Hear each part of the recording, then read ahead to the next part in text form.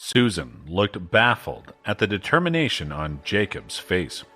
After all, she had always kept to herself, and the person whom she trusted most and felt the closest to was her master, Elder Kayla. She entered the Dragon God Shrine only to get access to better cultivation resources, and that was why she found it hard to understand Jacob's feelings. These. Wear these. Susan took out 5 thin silver bracelets from her storage bracelet. Are they the same bracelets as the last time? Jacob looked at her with caution and confusion. No, they're not. Susan shook her head. They can elevate your cultivation strength by 50%, and thus give you great help when you take the exams in the Dragon God Shrine.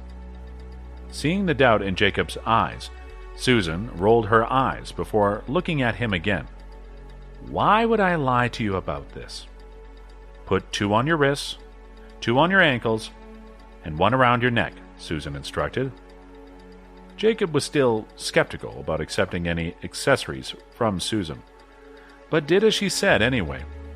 The moment the 5 bracelets were put into position, they immediately merged into Jacob's skin and disappeared. Okay, try them, Susan said gently, after taking several steps back. Jacob tightened his fists and circulated the sword shadow scroll, finding that he couldn't move his nature essence at all. They are called 5 Mountains bracelets, several times more advanced than the previous bracelets.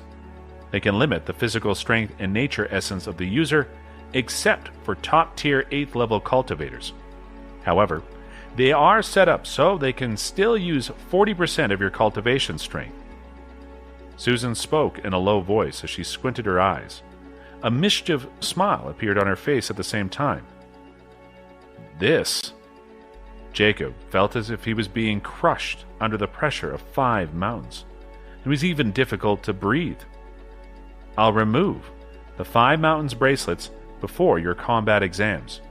You can wear them before the exams, and they would be of great help to you. Susan nodded in satisfaction and said cheerfully, Aren't you too revengeful? I did nothing but touch your shoulder, ruin your slippers, and win in the practice fight, Jacob yelled in his mind. You're covered in wounds. Let's head back, and I'll put some medicine on them. Susan grabbed Jacob's right hand, and they stepped onto the sword and left the damaged stadium. It was already late at night when they returned to the apartment. Here. Susan took out a little bottle out of her storage ring and threw it at Jacob. He opened the bottle, and a pleasant scent came out of it. Even though it was not a great elixir, it was still a very decent curing medicine. Thank you, Jacob said to Susan, as he took some of the medicine. Susan didn't say anything. This interaction with Jacob reminded her of her own master, Elder Kayla. Susan was the weird kid in the North Atlantic Dragon Palace because all the other cultivators were water elemental, while she was both metal and water elemental. The cultivators of her generation were either from families of elders or generals, while she stayed with Elder Kayla the entire time as an orphan. Elder Kayla cared a lot about Susan, but she was very strict when it came to cultivation. Susan was always covered in wounds when she was young, and Elder Kayla would always toss her a bottle of healing medicine with a stern face. Susan had a pair of large, shining eyes, but she never cried or threw a tantrum. Before anyone noticed, she had already become a stunning beauty who was even stronger than her master, Elder Kayla. Whenever she thought of her childhood, Susan was still very grateful to her master. You can keep this bottle of medicine, because you will need this a lot in the future, Susan said, before Jacob passed the bottle back to her. Okay. Jacob took his hand back. Susan made it very clear. Today was only a warm-up, and there would be more days like this ahead of him. With Susan's strength, she could break Jacob's skin and bones like a piece of cake. Susan, Jacob suddenly called her. What? Susan squinted her eyes and looked at Jacob. Are there any new clothes I could wear? Jacob looked at his ripped clothes and asked. Cold, intense light rays shot out of Susan's eyes, and she asked, emphasizing each word. "What do you think?" Jacob sensed a tremendous amount of pressure pouring towards him. He immediately waved to let her know that it was not necessary anymore. Susan walked into her bedroom and closed the door behind her roughly. Jacob looked at the 2/3 full medicine bottle in his hand. He thought for a bit and threw it into his necklace. There was another room next to Susan's bedroom, but Jacob didn't plan to sleep in there.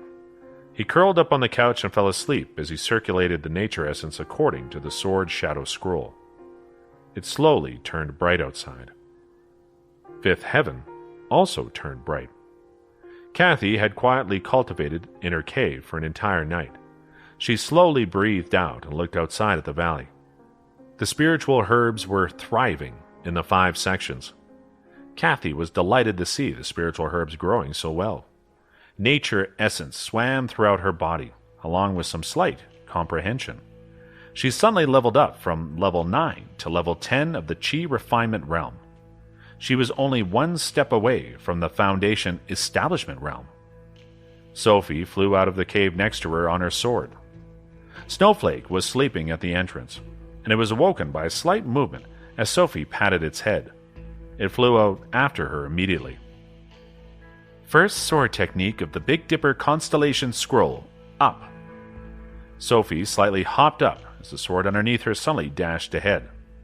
The upside-down longsword suddenly drew out a tremendous ray, as if it were an upside-down waterfall, and Snowflake hastily backed up and tripped embarrassingly in the middle of the air. Sophie laughed happily. The longsword circled in the air and went back under Sophie's feet.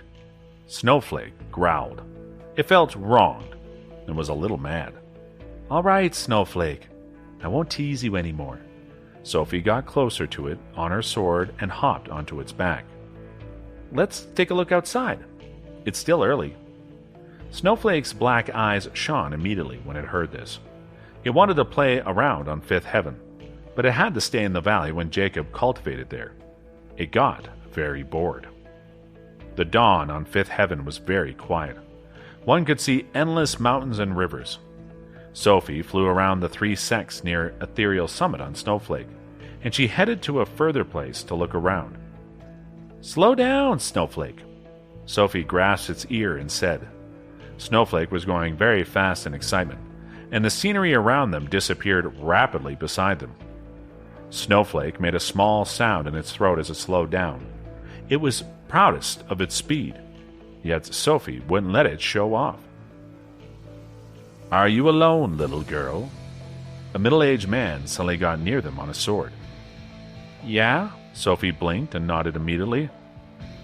"Your spirit beast is very pretty. Are you the disciple of the Sky Mountain sect?" the guy asked Sophie.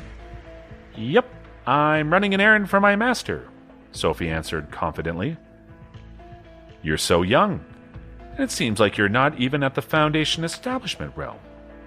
Your master let you come out alone," the man continued. "My master says our Sky Mountain sect is a well-known sect, and ordinary cultivators wouldn't dare to bully us," she smiled proudly. The man faked a laugh and thought, "This spirit beast is pretty decent. I'll take it. The Sky Mountain sect really thinks it is the biggest sect in the world. They would even let a disciple under the Foundation establishment realm out of the mountain." He flipped 5 beads out of his hand and blocked all 5 of Sophie's directions. "Don't rush, Snowflake, I'm on it." Sophie wasn't scared of the situation. On the other hand, she got a bit excited. She whipped her sword out and yelled, "Up!" A ray of bright white light whipped ahead and blocked the 2 beads in front of her. They exploded immediately, before they even started functioning. "Top-tier treasure?" The man was genuinely astonished to see Sophie's longsword. He suddenly realized that although she looked very young, she was of the Foundation establishment realm instead of the Chi refinement realm. In general, one had to be at least 20 or 30 years old to reach the Foundation establishment realm. How could a little girl like Sophie be on the Foundation establishment realm? "Up again!" Sophie wanted to see how powerful her technique was, and this unlucky guy knocked on her door. She was pleased about it. A 15-meter wide light waterfall dashed towards the middle-aged man. He didn't even get a chance to block it before the power of the green treasure sword and the power of the Big Dipper consolation scroll hit him. It threw his entire body over 10 meters away onto a mountain. How? How can you? The man looked at Sophie with wounds all over him. His clothes were ripped into pieces. Sophie patted Snowflake's head and landed beside the man. Hand over all your valuables and I'll spare your life. The man shivered and handed his storage bag to her hastily. He was a Foundation Establishment Realm cultivator after all, but he couldn't even handle Sophie's single attack. Sophie opened the brown storage bag up and saw a few materials, several spirit stones, and 2 techniques inside. She nodded in satisfaction and tied it onto her waist. You thought you could trick me, huh? I hang out in a big city. She patted Snowflake's bum, and just like that, they flew away. What kind of sect is a big city? The man sat on the ground and looked at Sophie as she left, astonished.